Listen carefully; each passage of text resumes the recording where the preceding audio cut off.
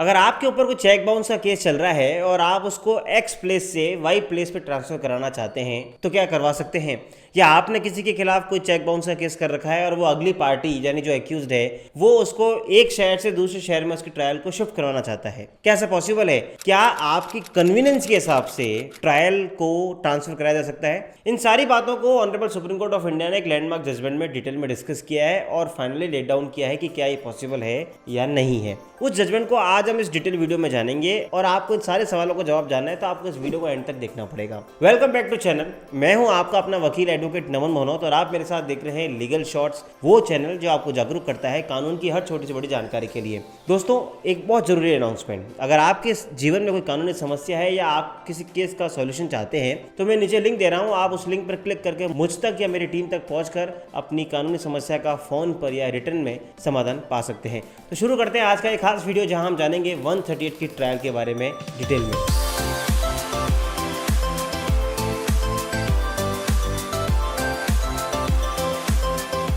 तो दोस्तों, आज हम बात कर रहे हैं सुप्रीम कोर्ट के लैंडमार्क जजमेंट के बारे में, जहां पर ऑनरेबल कोर्ट ने डिस्कस किया कि क्या कन्वीनियंस के बेसिस पे ट्रायल को ट्रांसफर किया जा सकता है, नहीं किया जा सकता है। उस जजमेंट का नाम है नलिनी जयंती वर्सेस रामासुब्बा रेड्डी 2022 सुप्रीम कोर्ट। इस जजमेंट में जब एक लेडी पर 138 की ट्रायल चल रही थी तो वो लेडी यानी जो एक्यूज्ड वो कोर्ट के पास आती है और कहती है कि क्योंकि मैं दूसरे शहर में रहती हूँ और मेरे लिए वहां पे ट्रायल चलाना ज्यादा कन्वीनियंट है, तो आप इस ट्रायल को इस स्थान पे जहां चल रही है उसको उस स्थान पे आप ट्रांसफर कर दे जहां मैं रहती हूँ। और साथ ही साथ इसका एक और रीजन है कि मैं बहुत सारी बीमारी से ग्रसित हूं, तो इसलिए मेरी रिक्वेस्ट है कि आप इस ट्रायल को मैं जहां रहती हूं वहां पे ट्रांसफर कर दें। फाइनली ये matter honourable supreme court of India में पहुंचा। अब सुप्रीम कोर्ट ऑफ इंडिया ने क्या कहा उसको जानने से पहले हम डिस्कस कर लेते हैं कि इस पर लॉ के प्रोविजन क्या है। दोस्तों, लॉ में दो प्रोविजन है ट्रांसफर ऑफ ट्रायल को लेकर या फिर ट्रांसफर ऑफ केसेस को लेकर। 406 एप्लीकेबल होता है सुप्रीम कोर्ट के अंदर, क्योंकि वहां पे आपको एक स्टेट से दूसरे स्टेट के अंदर कोई क्रिमिनल ट्रायल या क्रिमिनल केस को अगर ट्रांसफर कराना होता है तो वहां पे 406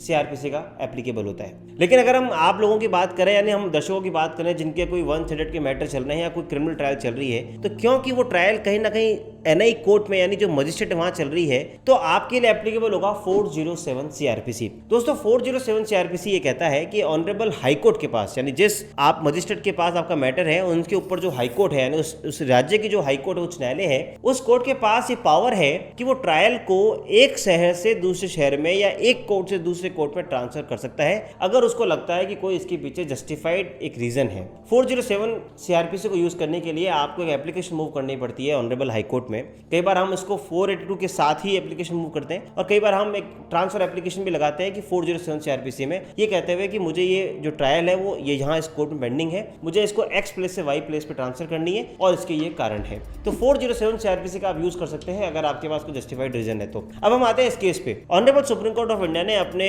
जूरिस्प्रूडेंस पे डिस्कस करते हुए फाइनली बात डिसाइड करी कि जो एक्यूज्ड है उसकी कन्वीनियंस के बेसिस पे हम कभी भी ट्रायल को ट्रांसफर नहीं करेंगे। जस्ट बिकॉज वो लेडी यानी जो एक्यूज्ड है वो दूसरे शहर में रहती है और वो बार बार उस शहर में नहीं आ सकती, हम उस बेसिस पे क्रिमिनल ट्रायल को ट्रांसफर नहीं कर सकते। और इसके पीछे honourable supreme court of India ने एक और जस्टिफाइड रीजन दिया। Honourable supreme court of India कहती है कि जब भी आप क्रिमिनल ट्रायल में आप आगे फेस करते हैं तो आप जब भी देखेंगे कि एक्यूज को हर बार आने की जरूरत नहीं होती है, वहां पे हम पर्सनल एग्जम्पशन की एप्लीकेशन मूव करते हैं। पर्सनल एग्जम्पशन को अगर हम आम भाषा में कहें या जो हम कोर्ट की लैंग्वेज में कहते हैं वो उसे कहते हैं हाजिरी माफी। दोस्तों, जब भी कोई भी क्रिमिनल ट्रायल चलती है तो वैसे तो कहता है कानून की आरोपी को हर बार आना जरूरी होता है क्योंकि इसकी प्रेजेंस में ट्रायल होनी चाहिए, लेकिन जब आरोपी नहीं आ पाता तो हम as a council as a pleader उस एक्यूज के बिहाफ पर एक एप्लीकेशन मूव करते हैं कि आज वो जो एक्यूज है वो किसी कारण से नहीं आ पाया, या तो मेडिकल कारण हो सकता है या फिर और भी कोई कारण हो सकता है, और उस पर कोर्ट एप्लीकेशन लेती है और डील करती है और बोलती है यस हम उसके जो प्रेजेंस है उसको हम एग्जेम्प्ट करते हैं।